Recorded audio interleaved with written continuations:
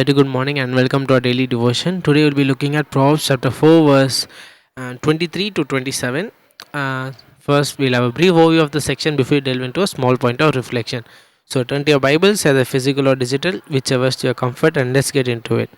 So, இது வந்து again, as Solomon is talking like a father talks to a son, ஒரு அப்பா மகன் கிட்ட பேசுகிற மாதிரி சாலமன் பேசி என்ன அதில் முடிக்கிறாரு, is ending it saying that instruction தராது எப்படி நடக்கணும்னு, எஸ்பெஷலி உன் இதயத்தை வச்சு எப்படி நடக்கணுன்ற ஒரு இன்ஸ்ட்ரக்ஷன் கொடுத்துட்டு வெரி ஸ்ட்ராங்காக எப்படி இதயத்தை வந்து ஸ்பிரிச்சுவலாக ஸ்ட்ராங்காக வச்சுக்கணும், எப்படி ஸ்பிரிச்சுவலாக காட் பண்ணும் அப்படி சொல்லி முடிக்கிறாரு இந்த செக்ஷனில். ஸோ நம்ம ஃபோக்கஸ் பண்ண போகிற வேர்ஸ் வந்து verse 23, which is keep your heart with all diligence for out of it spring the issues of life. So what can we take away? So நம்ம 2 நாள் முன்னாடி பார்த்ததுன்னு நினைக்கிறேன். So it's very similar. அதாவது is saying that again heart is there is a saying that heart is the root of all evil. So நம்ம என்ன தப்பு பண்ணுறோமோ இல்லை நம்மளுக்கு என்ன அந்த எண்ணம் வருதோ எல்லாமே தொடங்குறது எங்கே இருந்ததுன்னா நம்ம இதயத்துலேருந்து தான் தொடங்கும். ஸோ அதே தான் சாலமன் இங்கே அப்படி தான் வார்ன் பண்ணுறாரு. ஸோ சொல்லுங்கள், ஃபர்ஸ்ட் எடுத்துட்டோன்னே அவர் எதெல்லாம் சொல்கிறாரு பாருங்கள். ஃபஸ்ட்டு ஹார்ட்டு சொல்கிறார், அதுக்கடுத்து வாய் சொல்கிறாரு, அதுக்கப்புறம் கண், அதுக்கப்புறம் நடக்கிற பாதை. ஆனால் ஃபஸ்ட்டு தொடங்குறதே என்ன? ஹார்ட். ஹார்ட்டில் spring the issues of life. ஸ்ப்ரிங்குன்னா என்னென்னா தண்ணி. அதாவது ஸ்ப்ரிங் என்னென்னு சொல்கிறேன்னா அதிலிருந்து தான் எல்லா இஷ்யூஸும் வருதுன்னே சொல்கிறாரு. அதுதான் ஆரிஜின், அதிலேருந்து தான் எல்லாத்தையும் தொடங்குது. ஸோ நம்மளோட டேக்அவே அதான் ஃபோக்கஸ் பண்ண போது அந்த வேர்ஸ் தான். ஸோ என்ன அது எடுக்கலாம்?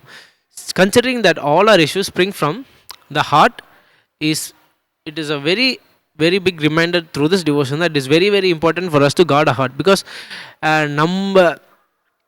நம்ம ஹார்ட்டுக்கு என்ன ஃபீட் பண்ணுறோம், ஃபோன்லேருந்து என்ன ஃபீட் பண்ணுறோம், டிவிலேருந்து என்ன ஃபீட் பண்ணுறோம், மற்றவங்க சுற்றி இருக்க இன்ஃப்ளூயன்சஸ், நம்ம எந்த மாதிரி friends, because they also talk, they also do things, they also speak. So அது நம்ம ஹார்ட்டுக்கும் ஃபீட் ஆகுது. ஸோ அவங்க என்ன ஃபீட் பண்ணுறாங்க. ஸோ இதெல்லாம் it's a very big warning for us to know what we are feeding our heart, because நம்ம இதயத்துக்கு நம்ம என்ன தரோமோ that is what is gonna influence our choices, influence our mistakes also. So it's first of all இந்த டிவோஷனோட reminder என்னென்னா, நம்ம இதயத்துக்கு நம்ம என்ன தரோம், என்ன ஃபீட் பண்ணுறோம், டிவிலேருந்து என்ன ஃபீட் பண்ணுறோம், ஃப்ரெண்ட்ஸு மூலமாக என்ன ஃபீட் பண்ணுறோம், நம்ம பியர் குரூப்லேருந்து என்ன ஃபீட் பண்ணுறோம், எந்த இன்ஃப்ளூயன்ஸு. ஸோ நம்ம குரூப்பு ஒரு மாதிரி இருந்தால் அதுதான் நம்ம இதயத்துக்குள்ளே போகும். இப்போது ஃபார் எக்ஸாம்பிள் ஒரு பையனும் அவங்க ஃப்ரெண்ட்ஸ் எல்லாம் ஒரு 8-9 பேர் வச்சுக்கோங்க, மொத்தம் குரூப்பு எல்லாருமே ஒரு பப்புக்கு போகிறாங்கன்னா எல்லோரும் அந்த மாதிரி பிளான் பண்ணுறாங்க. இவன் ஒருத்தன் தான் கிறிஸ்டியன், இல்லைன்னா இவன் ஒருத்தன் மட்டும்தான் ஒரு இஸ் மோர் டிசிப்ளின்டு. ஸோ அந்த இடத்துலையும் அத்தனை பேர் கூப்பிட போது கூட வாடா வாடா வாடான்னு சொல்ல போது ஃபர்ஸ்ட் ஆஃப் ஆல் அதுலேயே அவன் இதயத்துக்கு ஒரு டெஸ்ட்டு வருது. ஈஸியாலாம் எல்லோரும் சொல்ல மாட்டாங்க க்ளோஸ் ஃப்ரெண்ட்ஸாக இருந்தால். ஸோ அந்த மாதிரி சுச்சுவேஷன்லேருந்து வி ஷுட் சாலமன் நீங்கள் என்ன சொல்கிறாரு, it is better to guard a heart. அந்த மாதிரி சுச்சுவேஷனுக்கு போகாமல் இருக்கிறதுக்கு அதான் இதுக்கு முன்னாடி பார்க்கும்போது அந்த மாதிரி பியர் குரூப் இருந்தாலே அங்கே இருக்கவே கூடாதுன்னு சொல்கிறாரு Solomon. It is better to stay away from such situations. So that is the first thing.